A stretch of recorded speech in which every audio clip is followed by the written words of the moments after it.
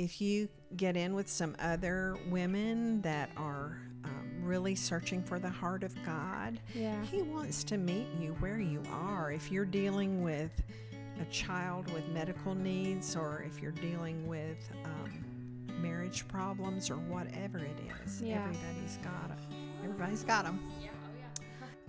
Welcome to the In Between Mama podcast, a place to rest in between who you are and who God is calling you to be. I'm your host, Riley Sandrell, and today I'm really excited to welcome my lovely friend, Miss Leslie Hudson. I'm so glad you're here. Thank you. I'm glad to be here. Yeah. So I would love for you to tell everyone a little bit about yourself. You're a mother, grandmother, former teacher. So would you mind just unpacking a little bit of your story? Okay. Yeah. I was born in Dalton, Georgia, and grew up there. And I lived in a Christian home, very conservative. And I went to college in Henderson, Tennessee, at a Christian college, and met my husband there. Aww. So we've been married 47 years. Oh my goodness. Mm-hmm. That's so exciting. Thank you. And we raised our family in Dalton. We had 3 children, 2 girls and a boy. And how many grandchildren do you have? 9 grandchildren. Okay. And they're 4 to 14, is that correct? That's right. Oh my goodness. That is such a fun, group of ages. That keeps us busy. Oh, yes. And you live, well, it's not a farm, but you live kind of out. We live in a farming community, I would say, mm-hmm. a small community, Chapel Hill, Tennessee. And we have 3.5 acres and a lot of land for gardening. Yes. And such as that. Love to garden. Mm-hmm. Yes. So I would love if you would tell me a little bit about, because we're gonna talk about some hard stuff today, some tragedy and some things that have happened in your life and how you've walked through that, how God has led you, what that's looked like for you and your family. So feel free to tell me a little bit about. We can jump right into what happened, or if you want to give any backstory, wherever you feel like you want to start with that. Sure, I'll tell you a little bit of the backstory. Yeah. Our 3 children were pretty much the focus of our lives. Mm-hmm. The girls were born first, Whitney and Kingsley, and they were involved in a lot of sports and drama and band and things like that. And then Seaver came along. He was our youngest, and he was all things sports. Okay. And since John was that kind of boy too, mm-hmm. he played college baseball. And so he taught Seaver all about how to play every sport. And we were really busy doing those kind of things. Yeah. All things about the kids. And then when Seaver was 17, he had a devastating car accident. And he was on his way home. He had been playing basketball in the neighborhood down the street. And on his way home, his car ran off the road and flipped several times. Wow. Well, kind of to shorten the story a little bit, he was taken by life flight helicopter to Chattanooga, Tennessee, to Erlanger Hospital, which was the nearest place that had a trauma unit. Okay. And his injuries were life-threatening, but gracious God spared his life, and he had a broken neck at the C1 and C2 vertebrae, and he had a traumatic brain injury. Okay. It was described to us like when you heard of shaken baby syndrome. Mm-hmm. Yeah. It's when there's a hard impact and the brain the tissue inside the skull is shaken around and damaged that way. So that was in 2004, and he was in the trauma unit for 2 weeks. Okay. And then he was sent to Shepherd Spinal Center in Atlanta. Okay. And he was there for about another 2 weeks or 3 weeks. This kind of changed our lives forever. Absolutely, yeah. And how old were the girls when this happened? The girls were in college. Okay. And so were they weren't home? No, they were in school at Lipscomb. Okay. And so we called them and said, you need to come home. Mm-hmm. There's been a terrible accident.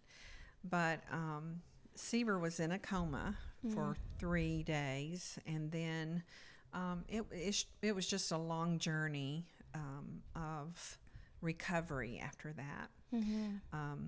All of his plans were changed. He had been a collegiate level athlete in high school coming up, and so he was on track to be scouted by College Scouts already at sophomore level. And so we knew that this was his plan and this was his desire. And, of course, it was our desire, too. Yeah. And so all of that changed at that point. Wow. So what did the support around y'all look like when that was going on? Did you have family, friends, church?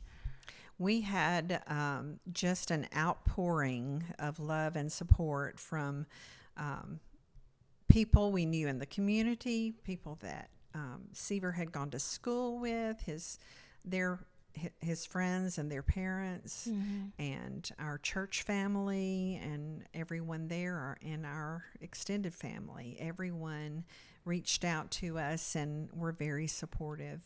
It would have been hard to get through that without that kind of support. Yeah, absolutely. So first I want to talk about like when you were in that like actual event happening, those days, weeks after. What did that look like emotionally, spiritually, physically for you, for your experience, your family's experience? It was unbelievably exhausting and emotionally taxing, all the things. At this time, it became evident that we were leaning on God, that is a situation where you have no control. Yeah. You know, as a mama, I know you know that you want to make things okay for your children. Absolutely, yeah. And this is a point where you just know, okay, God, there's nothing I can do. Yeah. And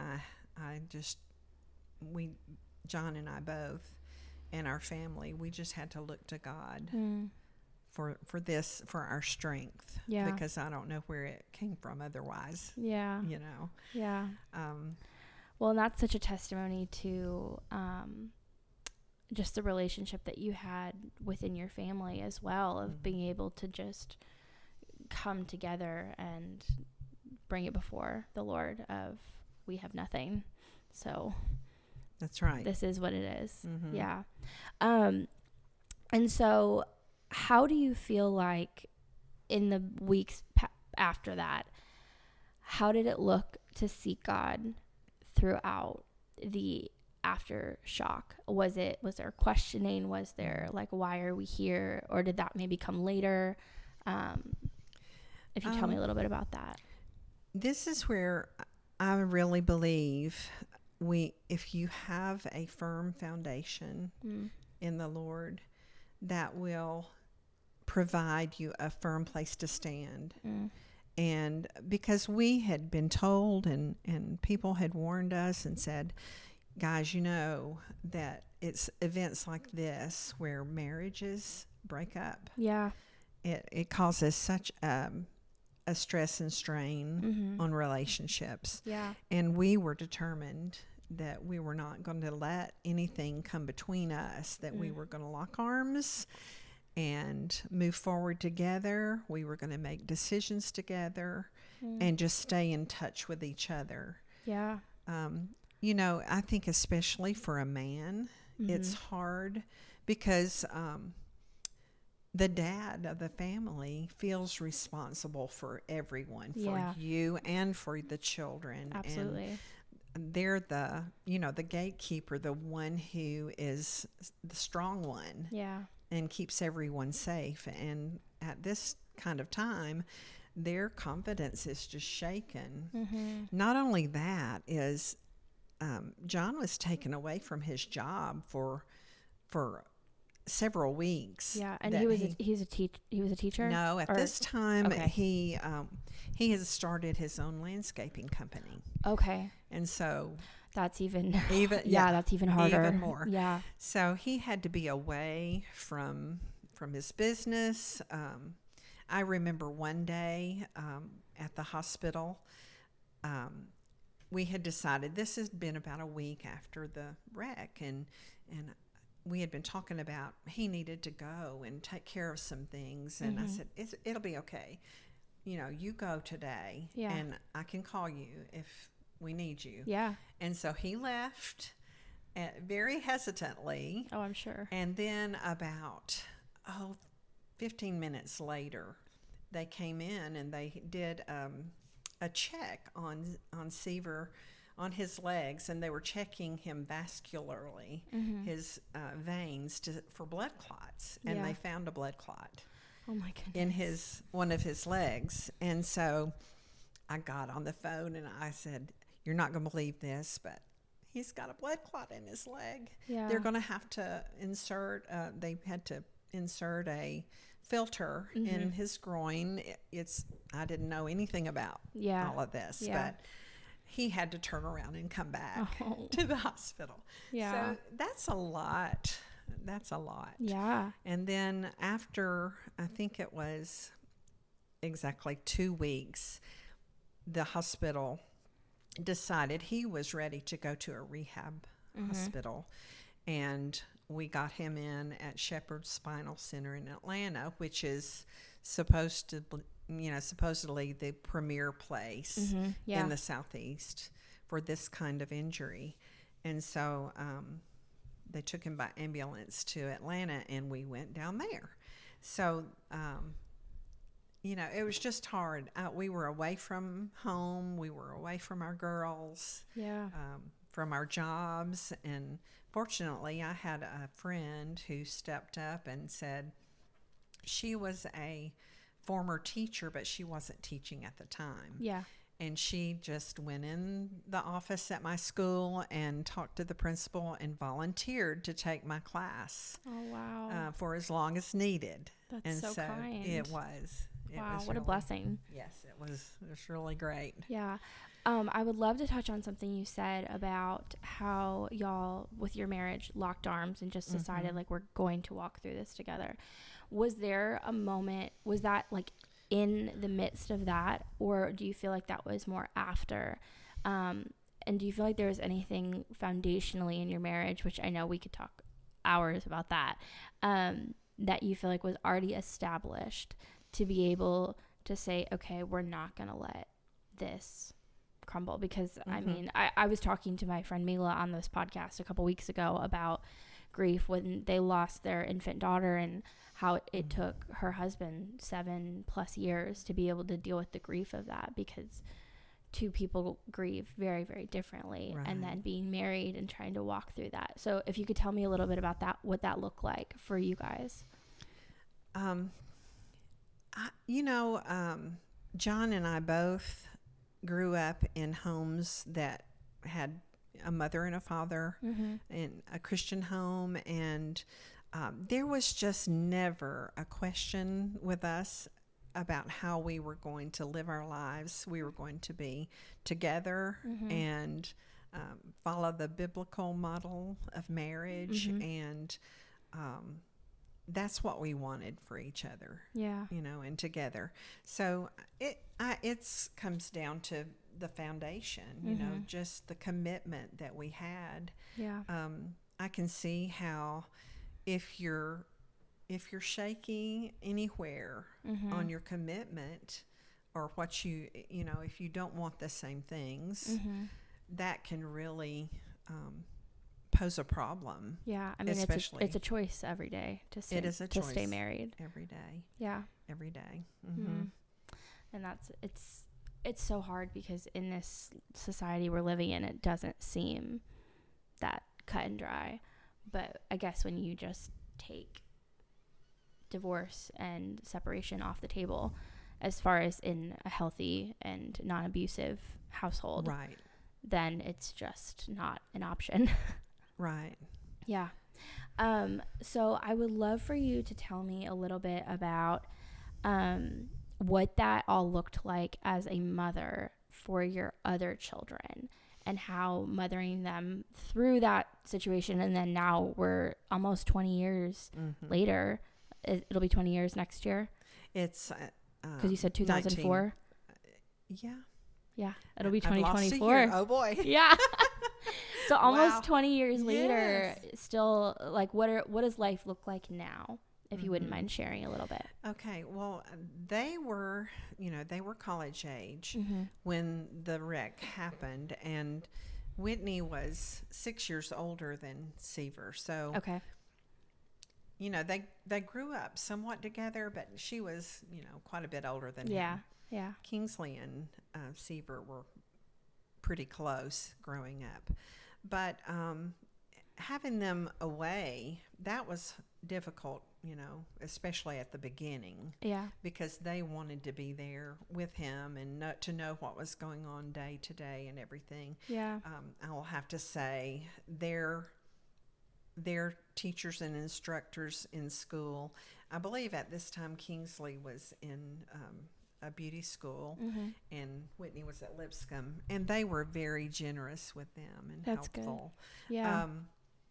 But it did, when you have any situation where one child has special needs, or it's going to affect the other kids. There's no way around it. Yeah. So I'm sure that there were some things that maybe they were neglected with at those times. Nowadays, Seaver has dealt with a brain injury for all these years, and we're so grateful for the healing that he's had. Yeah. But he does still have residual effects from it. Yeah. And one of the things that is really hard for him are relationships and communication. Yeah. And so that's been tricky at times. And our girls are just wonderful. They're they try to be understanding, and it's hard sometimes to understand Absolutely where he's coming from. Sibling relationships in general are hard. Like, I'm stepping into the adulthood part of trying to have relationships with my siblings who are also coming up, because I'm the oldest, and trying to have relationship with them, and also being 500 miles away doesn't help. But it's already hard when there aren't other odds stacked against you to figure out what relationship is going to look like when you're not living in the same house anymore and having to be in relationship with each other. Right. And you've got a lot of memories. Oh, yeah. And you will find that the way you remember something, the other person may remember it totally differently. Oh, absolutely. Yes. We're always arguing about how things went down. Yeah. So and then my parents have a completely different viewpoint. Right. Exactly. Yeah. So what's the real Exactly. truth, Exactly. But I will say, in the past year, we have all decided that it would be a good thing for us to go to a therapist together. Yeah. And so we're scheduling that. Yeah. We're working on scheduling that right now, in fact. And I think that will be just wonderful to have an outside party to kind of help us navigate some things that have come up through the years that we need to address. Yeah. Oh, that'll be great. I'm looking forward to hearing more about that for sure. So you mentioned at one point that there was, and you kind of mentioned a little bit earlier, judgment from people and how you and your husband chose to handle the situation, and I'm not sure if you want to speak into if it was at the time of the accident or after or all of it. I would love if you'd share a little bit about that. Okay. In Seaver's journey, of healing and post-traumatic brain injury. One thing that is very common with survivors of TBI is drug use and alcohol use. One thing that happens is people who have TBIs sometimes lose part of their, if they have frontal lobe damage, sometimes they have memory loss, sometimes they have depression and anxiety and a lot of things to deal with, and there's not a lot of good help out there for navigating this. I feel like the doctors did a great job with him physically and getting him through rehab and all of that stuff, walking again, taking care of himself again, all of those functions. And then it's like, here you go, you're done. And then there's so much more that isn't addressed. Absolutely. And it's just it's so hard. And as parents, we didn't know what we were doing. We didn't have a clue what we were doing. And I wasn't aware of any support groups for TBI at the time. This has been a long time ago now. Well, that was pre-Facebook, well, not pre-Facebook. It was existing, but not to the capacity that it is now. I didn't have Facebook then. Exactly. And so we floundered. I admit it. We made some bad judgments. We judged him for some behaviors and some things that he did that really now I know, looking back, he couldn't help it. You know, it was not him. It was the injury. And so he made some choices that, you know, if you have a teenage child and they're smoking pot or they're sneaking out and doing questionable things with other kids and driving cars and under the influence and things, it's a scary thing. And we wanted to protect not having him. control. Yes. And you feel so out of control, and we wanted to help him and we wanted to protect him. And you know, as a mom, I'm thinking, wait a minute, you've got a brain injury. You cannot go and do these dangerous things and you know, risk injuring yourself further. And so you know, we made some choices for treatment and discipline and things that may not have been the best. And looking back, I wish I could do it again. I wish I could you know, look more intently into the brain injury aspect of it. Was there any kind of emotional therapy happening at that time? Like talk therapy or anything like that? He had been, there have been so many different therapists, so many different treatments and things that we have tried through the years. I mean, it would be a long list if I listed all. So he had been to therapy, he had been to counseling, he had been to psychiatrist, all the things. And it just, you know, we never got to the right place. You know, it was just a struggle, a bad struggle. And so people did, I mean, some bad things happened with him. And I can remember being at a store in our hometown and seeing a mom of one of the baseball team players that he had played ball with. And we were on the next aisle over, and she turned around and walked the other way to avoid seeing us. And that broke my heart. I thought, you know, I'm going to try to say that was her not knowing what to say. And I'm sure she knew what was going on, some of the things that we were dealing with. And I had some people say very hurtful, judgmental things to us, you know, about him. And and it's so hard because I know just how far we've come in like society about talking about these types of things, and it's not even just mental health, but also like being understanding of not knowing people's situations and just how far that's come. I can't imagine dealing with that 20 years ago and not having I don't know, people also just don't have the wherewithal to be kind generally. Yeah. But yeah, That's true. yeah. And you know, for that reason and for some other reasons, we moved.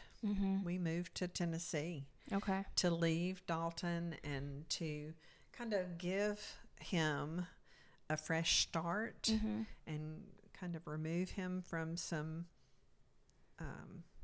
friendships, you know, to give him some space between those friends that were kind of going along with some bad decisions. And they were good kids. I mean, they basically were good kids. Yeah. You know, they were being kids. Yeah. But it was dangerous. Yeah. Especially for him. Yeah. Well, I mean, there's a whole added layer to that that you had to navigate and make decisions, and there's never going to be a perfect way to do that. How do you feel like did you feel like you were able to sit with God in those decisions, or did you ever feel like you made any out of haste or out of fear, or does any of the regret kind of go back to that?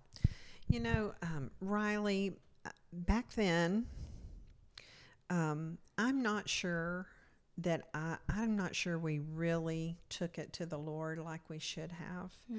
I think that I know we prayed about it, but I don't know how well we listened for the answer, because I know in some situations we didn't choose the right thing. Yeah. And I just wonder if we had been in a different place in our understanding of the Holy Spirit and our relationship with God, if we might have chosen differently. I think there's a tendency to decide in your own mind what you think needs to be done, and that's my MO. Yeah. Yeah. I think I know what needs to be done. Yeah. And I think, you know, that's just arrogance. I need to realize I don't know anything. I need to lean on the Lord. But you know, nowadays you can go on Google and you can find so much of advice and helpful things. And you know, there's that verse, there's a way that seems right to a man. That verse. Yeah. And God's ways are not our ways. So I think it's been a journey and I'm not perfect at it yet, and I don't guess I'll ever be. Yeah, I don't think so. Going to God and waiting on an answer. Yeah, that's so hard. Yeah. It's so hard. It is. Yeah, I really struggle with that, of the waiting part. And, you know, he's made me go through some things that there was no choice but to wait. And I'm sure that's probably how you felt in a lot of those situations where you were completely out of control. Right. Yeah. There's no choice but to wait.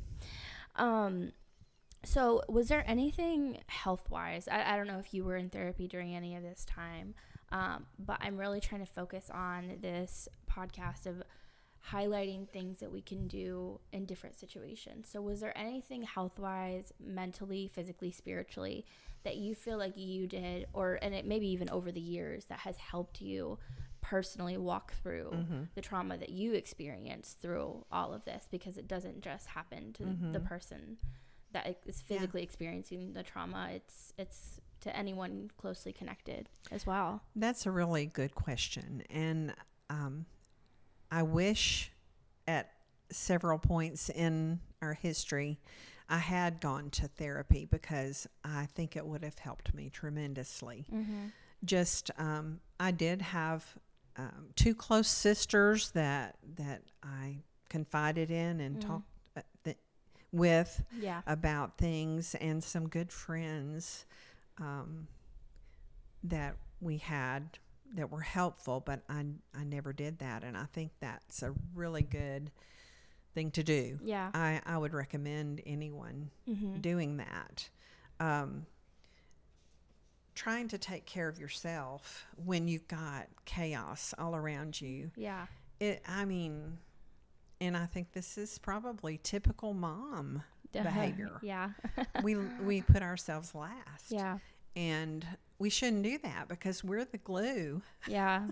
Yeah. that holds it all together. Yeah. So, Absolutely. yeah, I think that's real important. And my relationship with God has grown so much. And I would say that is the piece that helped me the most. Mm-hmm. And that's what I would advise for anyone. And that's part of your firm foundation. Yeah. Is having that strong relationship with God and getting in the Word. Mm-hmm. I was going to say, what does that look like outside of, because I think for a lot of people, they associate it with just maybe going to church, but you and I both know there's so much more to it than that. So I would love if you would give a few examples. Okay. Well, early on, I started a prayer time every morning. And when I wasn't at work, when I wasn't working, I would just spend an hour every day in prayer and journaling and study. Yeah. And just pouring into myself from God's Word. Sitting before God, just to sit with Him and think about Him. Yeah. And just have some prayer time is, I can't tell you how valuable that is. Yeah. That helps you to have a life of peace. I mean, that's where we find our peace, is in God. Yeah. And that's what we all need. I mean, it doesn't matter what your problem is. Absolutely. What's going on in your life. Yeah. You're looking for peace, and that comes through Jesus. So keeping a prayer journal was key for me. And I've got little journals. Yeah. Just, they're not fancy and they're not pretty necessarily. Yeah. And I just scribble in there whatever, and prayers. And I put prayers in my prayer journal, and I go back and pray them again and again. Yeah. And I love sometimes, sometimes your brain is just not, your mind is just not at its best. Yeah, well, and they can become inundated with emotions, and emotions are a great temperature gauge for where we're at, but they're not truth. And, exactly. And yeah, it can easily cloud our judgment. And there have been days when I've thought, I need to pray, and I can't think. Yeah. I can't even think. Yeah. And I know the Holy Spirit kicks in. Oh yeah, absolutely. And helps us in our weaknesses and prays for us. But having your prayer journal there, you can turn back a few pages and pray that prayer again. Yeah. And it's also cool to be able to go back and see the answered prayers and how God has worked in situations, even if He didn't answer prayers exactly how we thought they should be answered or exactly how we wanted it to look. So valuable. And I've been pulling some out recently because I'm writing a book. And that's exciting. I know. So I've been pulling out some of the old ones, and it is amazing. Yeah. And you don't remember everything, but if you've got it in your journal, there it is. And so many things come flooding back to mind when you have them written down. It's amazing how fast our human brains forget the blessings that God has given us. I have been tracking this year. I felt like God told me to start writing things down specifically in a journal I have on my computer of times that I prayed something and then how He's answered it and when it happened. Right. And how fast it happened. And it's just been a cool little game between me and God of haha, I can answer your prayer so quickly and you still doubt me every single time. And it's crazy because I literally went to update August, and I mean August just happened, and I had already forgotten what He had done in August. Wow. And so I had to go back through text messages of when I had shared things with friends, and it was big blessings and really big prayers that I had been grieving on my kitchen floor crying over, and He answered them, and yet I had already forgotten because of just human nature and being a mom and having a very short attention span and having to train myself to not be on my technology all the time and to be present in the moment and not just, okay, cool, check that off and move on. That's so good. But yeah, I think it's so important to write prayers down and to write down the blessings and to even write down like the really hard moments that God just worked in, even if it wasn't a specific big answer, of just the moments that he just sat with you and gave you comfort and peace. I wanted to share an incident that happened with my son. Yeah, absolutely. In the hospital.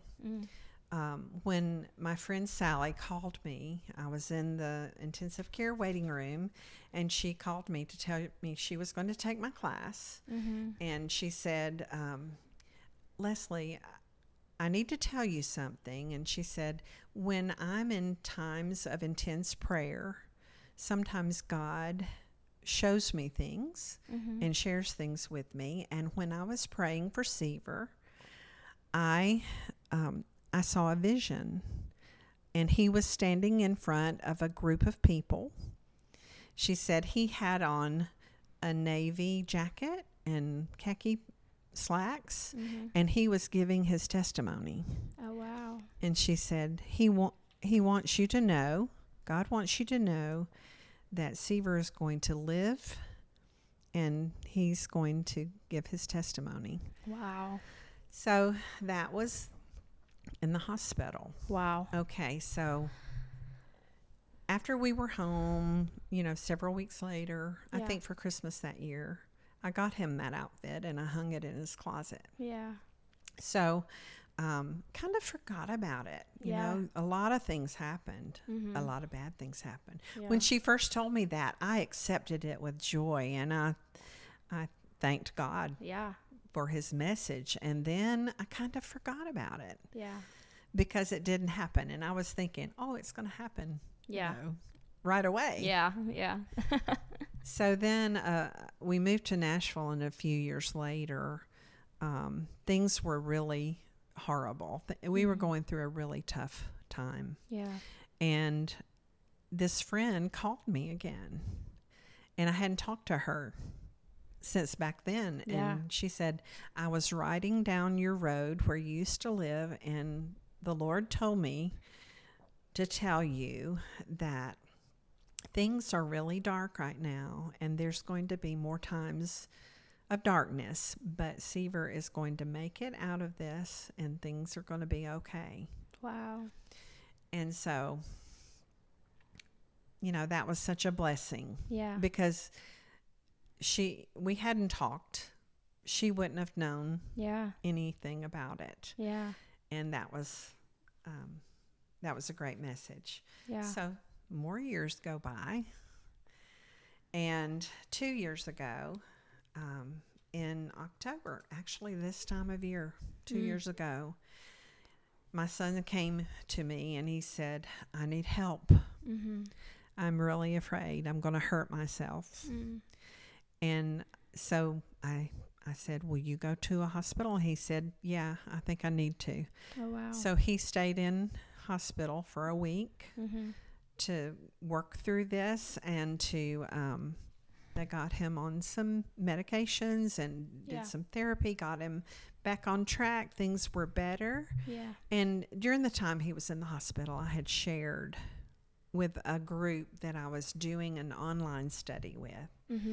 And this one lady that I didn't even know, she sent me a message, and she said, I need to tell you that I was praying for you and your son, and I don't usually get these kind of messages, she said, but I really feel like I'm supposed to tell you. And she said, did God make you a promise maybe a long time ago concerning your son? Yeah. And I said, yes. And I had forgotten about it. Yeah. And she said, well, I don't know what the promise was, and I don't know what this means, but he wants you to know that he hasn't forgotten his promise to you. Oh, wow. And it is going to come to pass. Wow. So that, what a message. Yeah. Love and God loves us so much. Yeah. And I needed that encouragement right then. So I'm so grateful. And if we're not connected with God, if you're not connected with Jesus and the Father, it's such a good place to be. There's no better place to be. Yeah, absolutely. And so I love that so much. And I think that also goes to show of like being connected for discernment as well, to be able to speak into other people's lives like that, and being able to discern when something is from God and when it's not. And I love how he just continued to reconfirm that through multiple people and in ways that weren't even explainable. And I love that so much. That's beautiful. So we are still waiting. Yeah. But all the time, I see changes and I see hopeful signs. And my son asked me to write a book with him. I love that. Of his story. That's amazing. He had read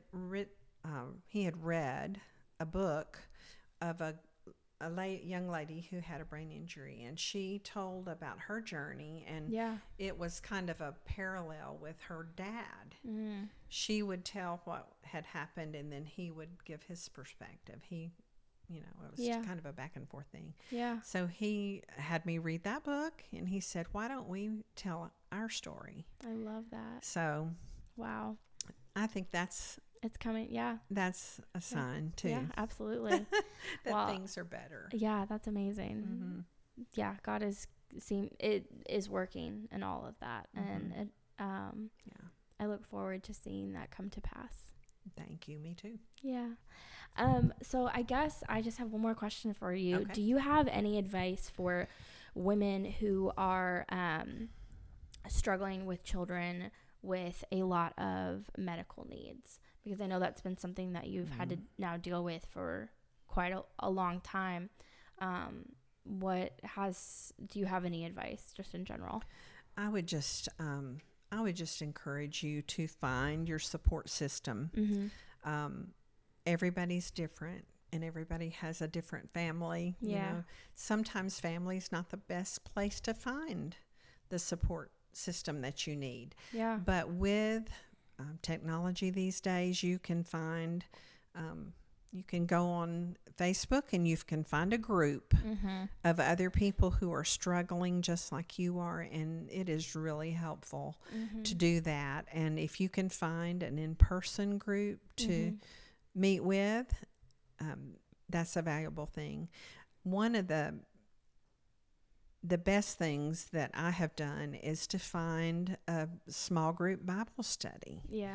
And if you get in with some other women that are really searching for the heart of God, He wants to meet you where you are. If you're dealing with a child with medical needs, or if you're dealing with marriage problems, or whatever it is, everybody's got them. There is such a camaraderie, and if you can find that group, it's a safe place for you. I mean, you have to, be discerning about who you choose to sit beside. Let in, speak into your life, all of the things. Exactly. Because Satan is also working absolutely double time to get in there and tear you apart. So pay attention to the signs, because you'll have some signs if it's not a good person and not a safe place. But finding that support system is so good. That's awesome. Well, thank you so much. Thank you for welcoming me into your home. Thank you for sharing your story. And I look forward to reading your book one day. Can't wait for that. That's very exciting. Thank you, Riley. I've enjoyed it. Thank you for asking me. Absolutely. It was an honor to have you. Thank you so much for listening. If you wouldn't mind subscribing, leave a review, share it with a friend, and come on back next Tuesday for another episode. And we'll close it out there. Thank you.